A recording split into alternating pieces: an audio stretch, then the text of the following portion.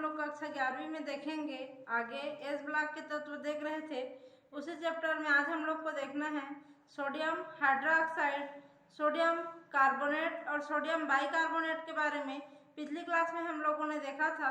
आज हम लोग देखेंगे सोडियम हाइड्रोक्साइड, जिसका सूत्र होता है NaOH। ये सोडियम और हाइड्रोक्साइड आयन के मिलने से बनता है। इसको जब तोड़ेंगे तो Na+ और OH- आयन में टूटता है, तो NaOH है सोडियम हाइड्रोक्साइड। तो इसके बारे में आज हम लोग को देखना है। तो सबसे पहले देखते हैं उसका इंट्रोडक्शन। तो उसमें इसको बनाने की विधि के बारे में बताया गया है कि सोडियम और ऑक्साइड पर या फिर सोडियम के ऑक्साइड पर जल की क्रिया कराते हैं तो वहाँ पे सोडियम हाइड्रोक्साइड प्राप्त होता है। अगर हम लोग सोडियम पे वाटर का रिएक्शन कराएंगे 2Na + 2H2O, तो यहाँ से हमको सोडियम हाइड्रोक्साइड का 2 अणु मिलता है। 2NaOH + H2 गैस यहाँ से बाहर निकलेगा। तो ये 2 सोडियम, इसका ऑक्सीजन और इसका हाइड्रोजन मिलके सोडियम हाइड्रोक्साइड बनाएंगे और यहाँ से हाइड्रोजन गैस बाहर निकलता है। तो सोडियम और जल की क्रिया से सोडियम हाइड्रोक्साइड का निर्माण हो सकता है, या फिर सोडियम के ऑक्साइड के साथ, माने कि Na2O, यह है सोडियम का ऑक्साइड, इसके साथ जब वाटर का रिएक्शन कराएंगे, एक अणु जल का रिएक्शन करेगा तो यहाँ से 2 अणु सोडियम हाइड्रोक्साइड के प्राप्त होंगे। इस प्रकार से सोडियम ऑक्साइड और वाटर के रिएक्शन से या फिर सोडियम और वाटर के रिएक्शन से सोडियम हाइड्रोक्साइड का निर्माण होता है। अगर हम लोग सोडियम पर ऑक्साइड का वाटर से रिएक्शन कराते हैं तो उस रिएक्शन को ठंडा में कराएंगे तब सोडियम हाइड्रोक्साइड मिलेगा, या फिर गर्म स्थिति में कराएंगे तो भी सोडियम हाइड्रोक्साइड मिलेगा। लेकिन जब सोडियम ऑक्साइड का इसके साथ रिएक्शन कराते हैं तो ठंडा या गर्म स्थिति लेने की जरूरत नहीं पड़ती है, केवल दोनों को रिएक्शन कराने पे सोडियम हाइड्रोक्साइड मिलता है। तो यह हो गया इसको बनाने की सामान्य विधियां। अब है व्यापारिक मात्रा में सोडियम हाइड्रोक्साइड का निर्माण। अगर देखेंगे तो क्लोराइड के जलीय विलयन का विद्युत अपघटन करके किया जाता है। माने व्यापारिक उपयोग की दृष्टि से अगर हम लोग सोडियम हाइड्रोक्साइड बनाना चाहेंगे तो सोडियम क्लोराइड जो रहता है उसका विद्युत अपघटन करते हैं, उसके बाद वहाँ से सोडियम हाइड्रोक्साइड मिलेगा, जिसको हम लोग व्यापारिक दृष्टि से उपयोग में लाते हैं। तो यह है उसको बनाने की विधि। तो इसको बनाने की विधि में 2 विधि दी गई है। पहला विद्युत अपघटनी विधि। तो जो विद्युत अपघटनी विधि है उसी में 2 विधि है। पहला मरकरी कैथोड सेल और दूसरा है डायफ्राम सेल। तो यहाँ पे एक ऐसा उपकरण का उपयोग किया जाता है जिसकी सहायता से व्यापारिक दृष्टि से सोडियम हाइड्रोक्साइड का निर्माण होता है। तो उस उपकरण को कास्टनर केल्नर सेल के नाम से जाना जाता है। तो यहाँ पे जब विद्युत अपघटन होगा उसके बाद सोडियम हाइड्रोक्साइड का निर्माण हो रहा है।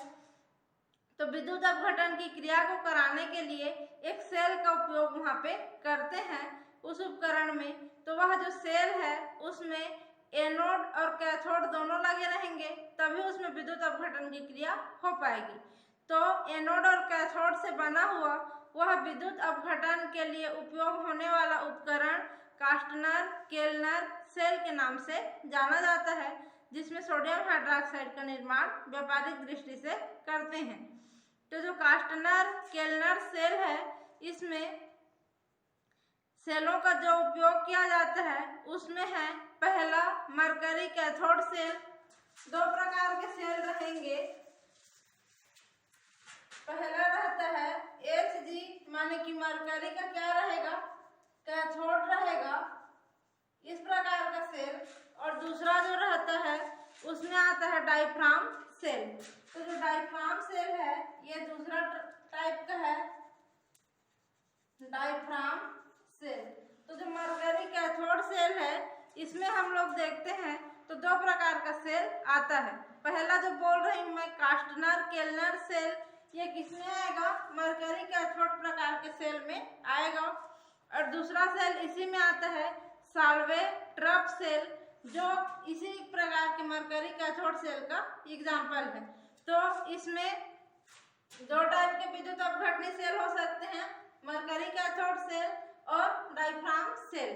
तो जो मरकरी कैथोड सेल है इसमें और दो टाइप के होंगे, पहला है कास्टनर केल्नर सेल और दूसरा रहता है साल्वेट्रप सेल।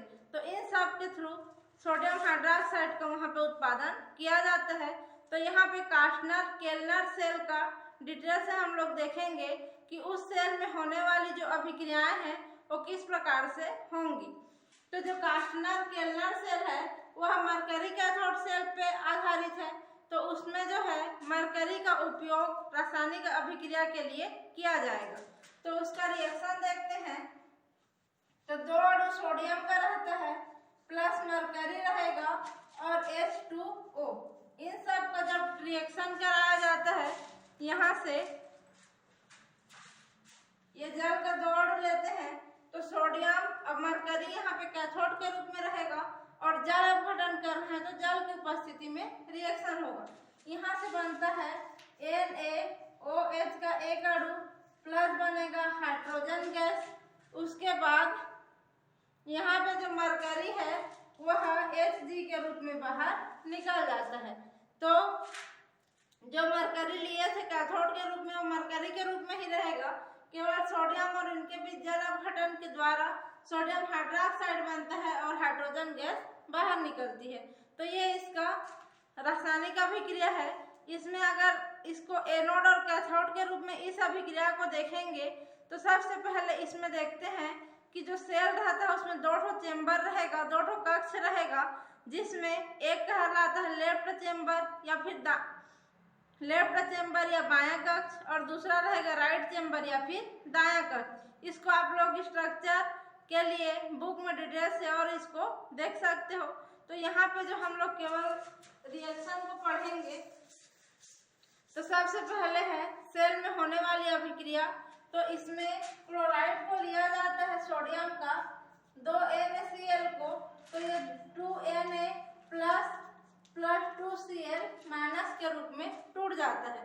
माने कि 2 ठो NaCl लेंगे तो 2 ठो सोडियम धन आयन बनेगा और 2 ठो क्लोराइड का ऋण आयन बनता है। तो अब ये जो 2 ठो धन आयन है ये क्या करेगा, 2 सोडियम प्लस आयन 2 ठो इलेक्ट्रॉन को ग्रहण कर लेगा और ग्रहण करके 2Na का निर्माण करेगा। धन आयन था, सोडियम ऑक्सीकृत अवस्था में था तो इलेक्ट्रॉन को ग्रहण करके अपचयित अवस्था में सोडियम का निर्माण करता है।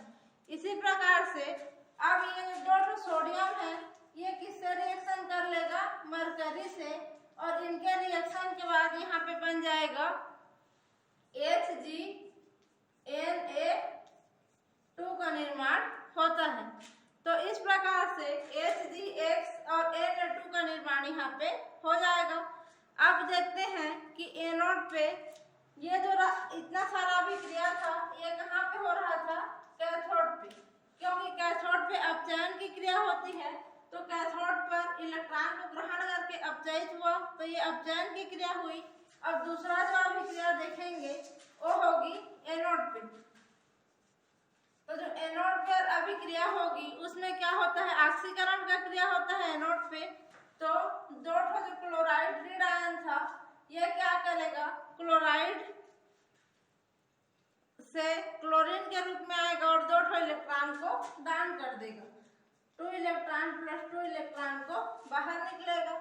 तो यहाँ का जो Cl माइनस था यहाँ का इलेक्ट्रॉन बाहर निकला और इसमें का क्लोरीन के फॉर्म में रहेगा।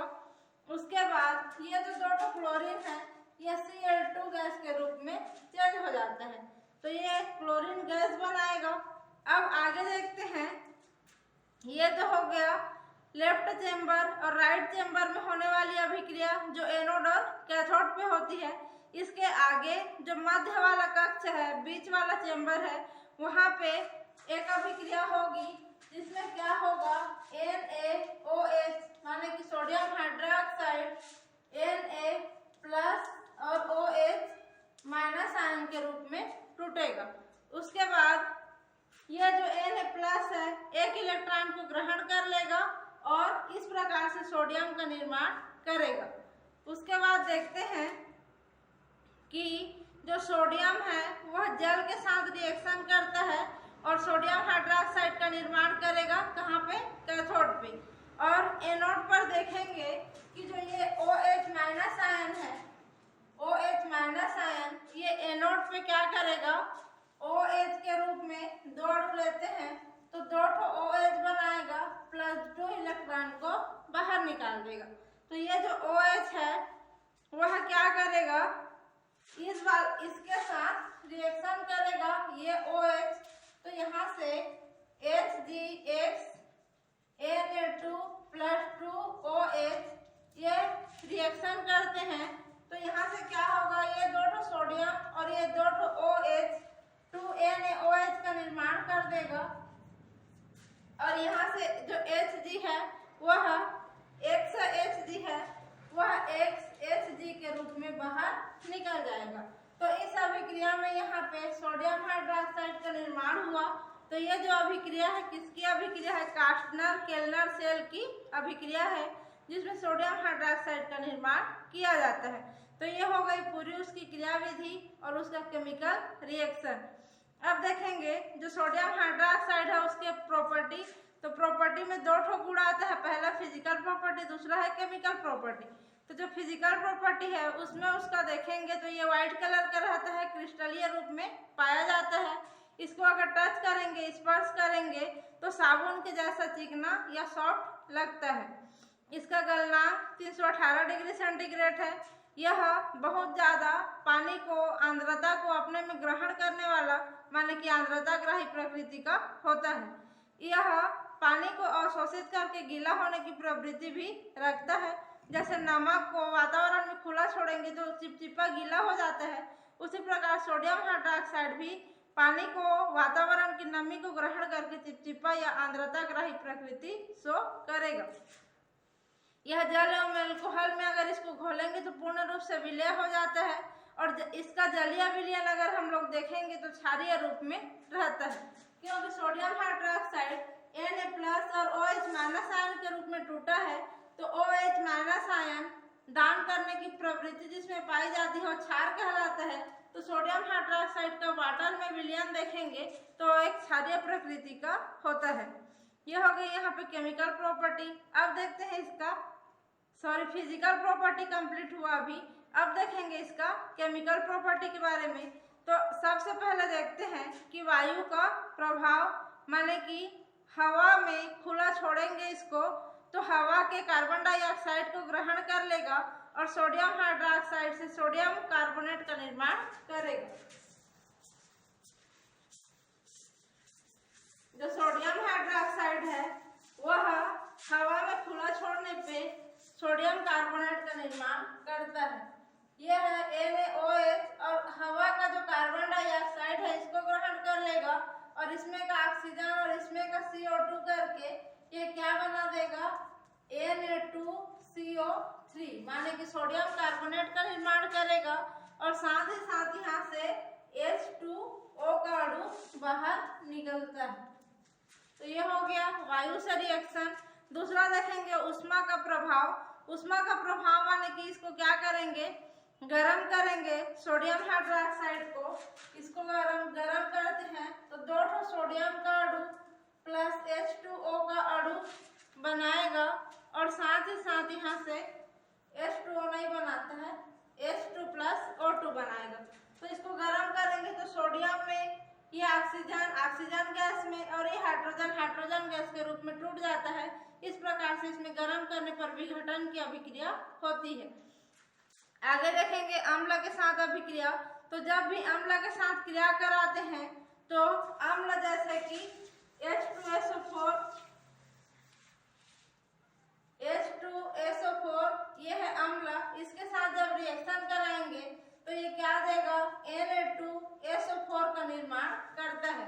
माने कि इसमें का सल्फेट और इसमें का सोडियम मिल करके सोडियम सल्फेट का निर्माण करेंगे। या फिर अगर हम लोग एसिटिक एसिड से रिएक्शन कराते हैं जैसे कि CH3COO माने सोडियम एसिटेट के साथ जब इसको रिएक्शन कराएंगे नहीं जी, यहाँ पे एसिटिक एसिड के साथ इसको रिएक्शन कराएंगे। ये है एसिटिक अम्ल और सोडियम हाइड्रोक्साइड, इसको रिएक्शन कराते हैं तो ये जो एसिटिक अम्ल है यहाँ से सोडियम एसीटेट का निर्माण होता है। माने कि इसके हाइड्रोजन की जगह में ये वाला सोडियम जाकर के जुड़ जाएगा और यहाँ से बनेगा CH3COO Na का निर्माण हो जाएगा। तो ये है सोडियम एसीटेट। तो इस प्रकार ये अम्ल के साथ भी रिएक्शन करता है। जब इसको नाइट्रिक अम्ल के साथ रिएक्शन कराते हैं तो सोडियम नाइट्रेट का निर्माण करेगा और सोडियम नाइट्रेट का सूत्र होता है NaNO3। तो इस प्रकार से ये अम्ल से रिएक्शन देगा। अब धातुओं के साथ अभिक्रिया, तो जिस भी धातु के साथ रिएक्शन कराएंगे उसके साथ अगर एल्यूमिनियम के साथ रिएक्शन कराएंगे, एक धातु है एल्यूमिनियम, तो एल्यूमिनेट का निर्माण करेगा। जिंक के साथ रिएक्शन कराएंगे तो जिंकेट का निर्माण करेगा। माने कि सोडियम एल्यूमिनेट, सोडियम जिंकेट। अगर लेड से रिएक्शन कराते हैं तो सोडियम प्लम्बाइट का निर्माण करता है। अब धातु के अगर ऑक्साइड के साथ इसको रिएक्शन कराएंगे तो मेटा एल्यूमिनेट या फिर जिंकेट का निर्माण वहां पर भी करेगा। तो धातु के साथ जब जब रिएक्शन कराते हैं तो एल्यूमिनेट या फिर जिंकेट का निर्माण, या जिस धातु के साथ रिएक्शन होगा उसका नाम के बाद एट लगता है। जैसे एल्यूमिनियम में एट तो एल्यूमिनेट, जिंक में एट तो जिंकेट। इस प्रकार से प्रोडक्ट का निर्माण करता है। अगर धातु के लवणों के साथ जब रिएक्शन कराते हैं, माने कि कोई सा भी धातु है उसका साल्ट, जैसे कॉपर है तो कॉपर का साल्ट क्या हो जाएगा, कॉपर का सल्फेट। तो जब इसको कॉपर सल्फेट के साथ रिएक्शन कराएंगे, सोडियम हाइड्रोक्साइड को कॉपर सल्फेट के साथ जब रिएक्शन कराते हैं तो यहाँ से कॉपर हाइड्रोक्साइड बनेगा। कॉपर और इसका OH मिल जाता है। इस प्रकार से रिएक्शन होगा तो यहाँ से बन जाएगा कॉपर हाइड्रोक्साइड प्लस बनता है ये सोडियम और ये सल्फेट Na2SO4। तिर्यक प्रकार से गुणा होकर के यहाँ से दो नए प्रोडक्ट का निर्माण हो जाएगा। एक बनेगा हाइड्रोक्साइड और दूसरा बनेगा सल्फेट। तो इस प्रकार से धातु के लवणों के साथ ये रिएक्शन करता है। उसके बाद अधातु के साथ रिएक्शन, तो अधातु के साथ जब भी रिएक्शन करेगा तो ये बोरेट और सिलिकेट का निर्माण करता है। माने अधातु में बोरान एक अधातु है तो बोरान के साथ रिएक्शन करेगा तो बोरेट बनाएगा। सिलिकॉन के साथ रिएक्शन करेगा तो सिलिकेट का निर्माण करता है। तो सोडियम बोरेट, सोडियम सिलिकेट का निर्माण यहाँ से हो जाता है। जब फास्फोरस के साथ ये रिएक्शन करता है तो फास्फिन का निर्माण करेगा। माने कि सोडियम हाइपोफास्फाइड बनता है। फास्फोरस और सोडियम मिलके सोडियम हाइपोफास्फाइड बनाएंगे प्लस फास्फिन गैस यहाँ से बाहर निकलेगी। जब सल्फर के साथ इसको रिएक्शन कराया जाता है तो थायोसल्फेट या हाइपोसल्फेट का निर्माण करता है। तो थायोसल्फेट का सूत्र होता है Na2H2O3। ये है Na2H2O3, यह है हाइपोसल्फेट या फिर सोडियम थायोसल्फेट का सूत्र। इसको हाइपोविलियन भी कहा जाता है और प्रैक्टिकल में इसका उपयोग किया जाता है। अब जब आगे देखते हैं हैलोजन के साथ अभिक्रिया, तो जो सोडियम हाइड्रोक्साइड है वो जब हैलोजन के साथ रिएक्शन करेगा, माने कि NaOH प्लस Cl2 इसके साथ रिएक्शन करेगा तो यहाँ से सोडियम क्लोराइड का निर्माण होता है। माने कि NaCl बनेगा, इसका Na और इसका Cl, एक बनता है NaClO और इसके साथ ही साथ बनता है H2O का अणु। तो इस प्रकार से पहला सोडियम का हैलाइड बनेगा, दूसरा सोडियम का हाइपोहैलाइड बनेगा और साथ ही साथ जल का अणु भी बाहर निकलेगा। तो इस प्रकार से ये हैलोजन के साथ रिएक्शन करके हैलाइड, हाइपोहैलाइड और वाटर का निर्माण करता है।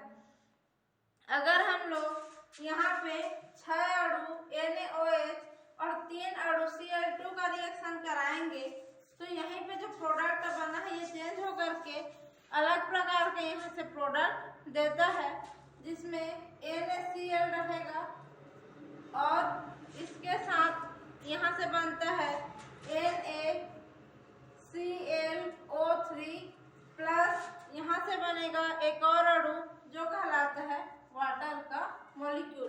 तो इस प्रकार से क्लोरीन की कम मात्रा के साथ हाइपोहैलाइड दिया था, लेकिन क्लोरीन की अधिक मात्रा के साथ जब रिएक्शन करता है तो सोडियम क्लोरेट का निर्माण करेगा। यह सोडियम क्लोरेट इससे पहले जो देखे थे NaClO, यह सोडियम हाइपोहैलाइड। तो दो प्रकार से प्रोडक्ट क्लोरीन के साथ देगा, एक क्लोरीन रहेगा तो यह देगा और 3 क्लोरीन लेंगे तो इसका निर्माण करेगा। तो यह हो गया हैलोजन के साथ रिएक्शन। इसी प्रकार आयोडीन के साथ भी रिएक्शन करके प्रोडक्ट का निर्माण करता है। अब देखेंगे अधातु के ऑक्साइड। अधातु माने कि सिलिकॉन, कार्बन, सल्फर, ये सभी अधातु हैं। तो सिलिकॉन के ऑक्साइड माने SiO2, कार्बन के ऑक्साइड माने कि कार्बन डाइऑक्साइड CO2, सल्फर के ऑक्साइड माने कि SO2। तो इन सभी के साथ जब सोडियम हाइड्रोक्साइड को रिएक्शन कराते हैं तो वहाँ पे सोडियम सल्फाइड का निर्माण सब में कॉमन रूप से होता है, जिसका अगर सल्फर के साथ रिएक्शन करेगा तो सोडियम सल्फाइड बनेगा, जैसे कि Na2SO3 बनेगा। अगर SO2 के साथ NaOH का रिएक्शन होगा तो NaOH और SO2 रिएक्शन करके Na2SO3 बनाएंगे। अगर यहाँ पे SO2 की जगह में CO2 का रिएक्शन होगा तो Na2 और यहाँ पे CO3 बन जाएगा। इसी प्रकार से जो सोडियम हाइड्रोक्साइड है उस पर अगर यहाँ पे सिलिकॉन रहेगा SiO2 तो यहाँ पे क्या बनेगा Na2, यहाँ से बन जाएगा SiO3। तो हर प्रकार में अलग अलग जो यहाँ पे अधातु रहेगा उसी का प्रोडक्ट यहाँ पे बनेगा। तो ये हो गया सोडियम हाइड्रोक्साइड की क्रिया। उसके बाद देखते हैं कि सोडियम हाइड्रोक्साइड को जब कार्बन मोनोऑक्साइड के साथ रिएक्शन कराते हैं, कार्बन मोनोऑक्साइड का सूत्र होता है CO, इसके साथ जब सोडियम हाइड्रोक्साइड को रिएक्शन कराएंगे तो वहां से सोडियम फॉर्मेट बनता है, COONA का निर्माण होगा। और ये है, इसको फार्मिक अम्ल बोलते हैं। अगर यहाँ पे H रहता तो H नहीं है, उसके जगह पे सोडियम है तो इसका नाम हो जाएगा सोडियम फॉर्मेट। तो इसका निर्माण यहाँ से हो जाता है। उसके बाद आगे हमको देखना है इसके उपयोग के बारे में। तो सोडियम हाइड्रोक्साइड का उपयोग सोडियम धातु प्राप्त करने के लिए करते हैं। साबुन एवं कागज उद्योग में इसका उपयोग किया जाता है। सूती धागे को चमक लाने के लिए इसका उपयोग किया जाता है, मर्सरीकरण के लिए। और हाइपोक्लोराइड, क्लोरेट, नाइट्रेट, जितना भी अभी रिएक्शन देखे हैं उन सब के साथ रिएक्शन करा करके नए प्रोडक्ट का जो प्रोडक्ट हमको मिला है उन सभी के निर्माण में इसका उपयोग किया जाता है। रंजक निर्माण में, शुद्ध वसा और तेल बनाने में इसका उपयोग होता है। और कृत्रिम सिल्क जिसको रेयान कहा जाता है, इसके निर्माण में भी इसका उपयोग किया जाता है। इसके बाद आता है सोडियम का एक और यौगिक पढ़ेंगे, सोडियम क्लोराइड, जिसका सूत्र होता है NaCl। तो जो सोडियम क्लोराइड है इसको NaCl से प्रदर्शित करते हैं, इसको सब जानते ही होंगे। और इसका मुख्य स्रोत समुद्र में पाया जाने वाला जल रहता है। द्रव्यमान की दृष्टि से यह विलय अवस्था में पाया जाता है समुद्र में, और 2.7 से 2.9% तक इसकी उपलब्धता पाई जाती है। इसका अगर गुण देखेंगे तो ये एक रंगीन है, क्रिस्टलीय रूप में पाया जाता है। इसका गलनांक 1081 केल्विन रहता है।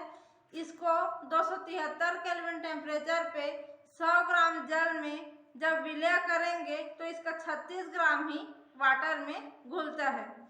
तापक्रम में जैसे जैसे वृद्धि होती है तो इसकी विलयता में वृद्धि नहीं पाई जाती है। इसका उपयोग देखेंगे तो टेबल साल्ट के रूप में या फिर टेबल लवण के रूप में इसका उपयोग किया जाता है। और भोजन में खाने के नमक के रूप में भी ये आवश्यक अवयव होता है।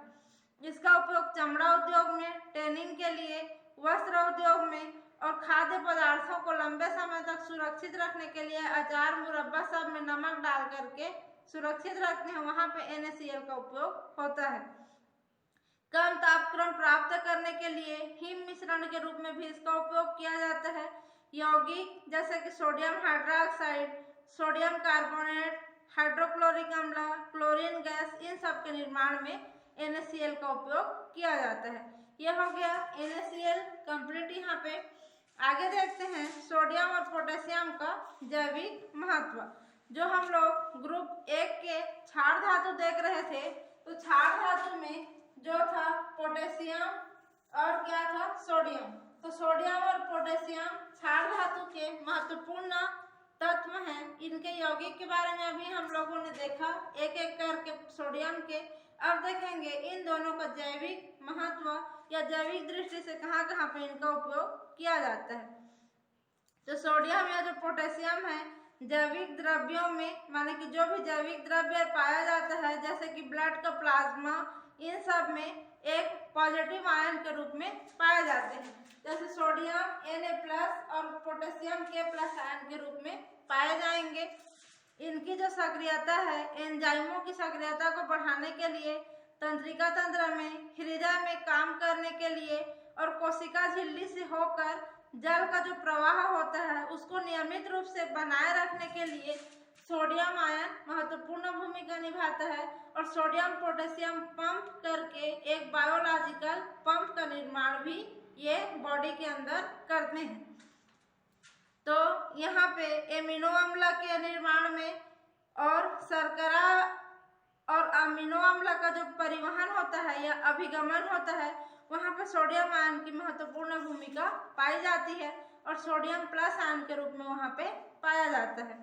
कोशिकाओं में पोटेशियम की आवश्यकता कई प्रकार की एंजाइमों की सक्रियता को बढ़ाने के लिए तथा जो ग्लूकोज रहता है उसका ऑक्सीकरण द्वारा ऊर्जा स्रोत के निर्माण में, ATP के अणुओं के निर्माण में पोटेशियम आयन का उपयोग किया जाता है।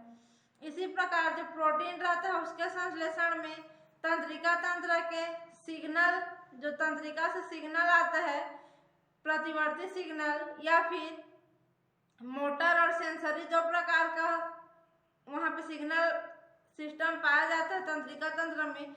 वहाँ पर ट्रांसमिशन के लिए सोडियम आयनों के साथ सोडियम पोटेशियम पंप में भी इसकी भागीदारी पाई जाती है। सामान्य रूप से जो ATP एडिनोसिन ट्राइफॉस्फेट है, ATP, इन अणुओं का 1/3 विश्राम की स्थिति में जानवरों में पाया जाता है तथा 24 घंटे में लगभग 15 किलोग्राम विश्राम की स्थिति में मनुष्य में पाया जाता है, जो सोडियम पोटेशियम पंप के द्वारा वहाँ पे संचालन में प्रयुक्त होता है।